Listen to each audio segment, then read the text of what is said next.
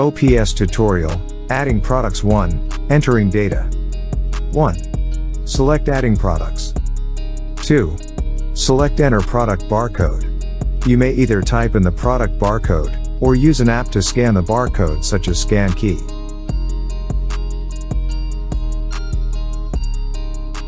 3.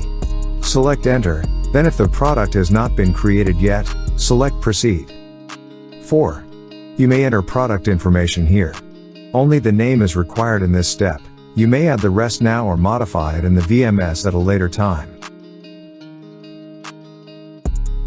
5. Once information is entered, take a picture of the product. The OPS software will automatically crop out the background once uploaded.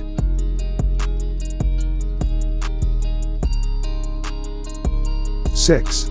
When done, select entry completed. Then you may continue adding products, or move on to the AI training.